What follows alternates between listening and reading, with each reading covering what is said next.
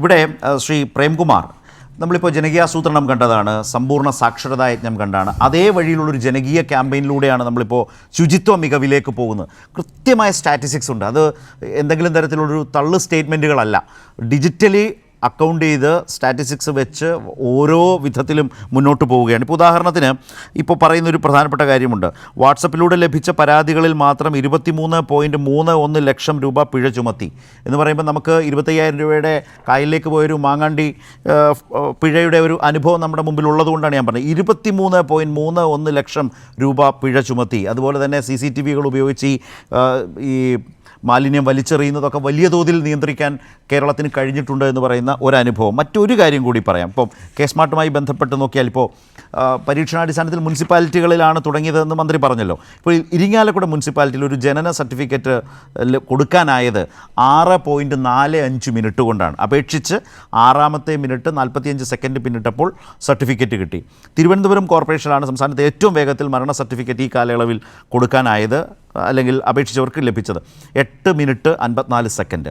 അതുപോലെ വിവാഹ certificate Guruvayur municipality, ഏറ്റവും അധികം വിവാഹം ഗുരുവായൂർ ക്ഷേത്രത്തിലൊക്കെ നടക്കുന്നു, നമ്മൾ നേരത്തെ വാർത്തകൾ കണ്ടതാണ്.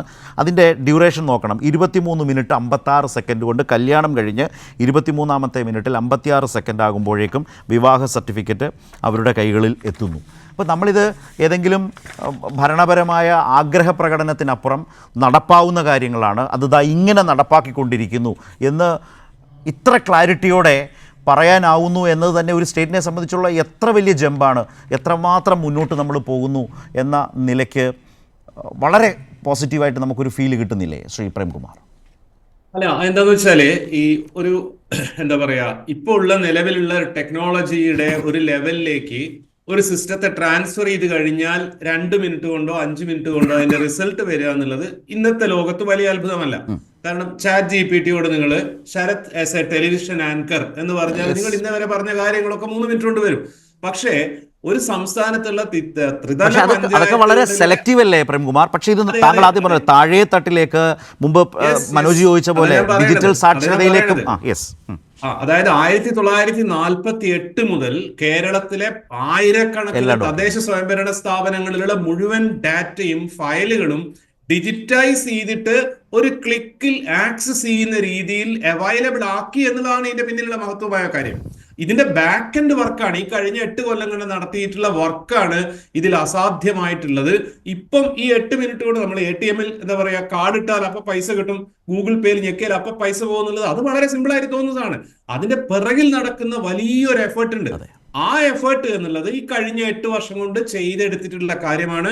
വളരെ സിസ്റ്റമാറ്റിക് ആയിട്ട് ഡോക്ടർ മനോജിനെ പോലെയുള്ള അങ്ങനെയുള്ള നൂറുകണക്കിന് ആളുകളുടെ എല്ലാവിധ ഇന്ററാക്ഷൻസോടെ ചെയ്തിട്ടുള്ള വലിയൊരു അച്ചീവ്മെന്റ് ആണ്.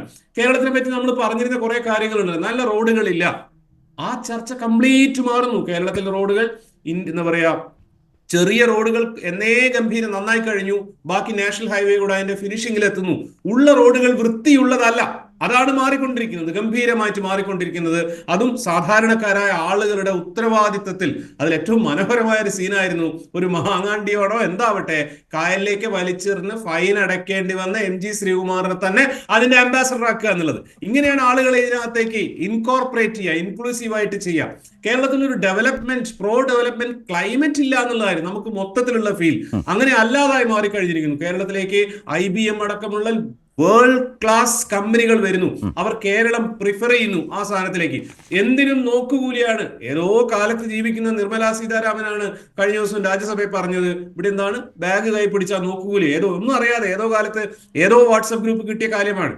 റെഡ് ടാപ്പ് എന്നുള്ളത്, ഈ ചോപ്പ് നാടാന്നുള്ളത് സലാം MLA പറഞ്ഞതുപോലെ ഏറ്റവും കൂടുതൽ കിടക്കുന്ന താഴെ തട്ടിലുള്ള പഞ്ചായത്തിലും വില്ലേജിലുള്ള ആളുകളിലാണ്. അവർ ശീലിച്ചു പോയ ഈ മെക്കാളയുടെ കാലത്തുള്ള ഒരു രീതിയുണ്ട്, എന്തിന് ചെന്നാലും ഒരാഴ്ച കഴിഞ്ഞിട്ട് വരൂ എന്ന് പറയാന്നുള്ളത്.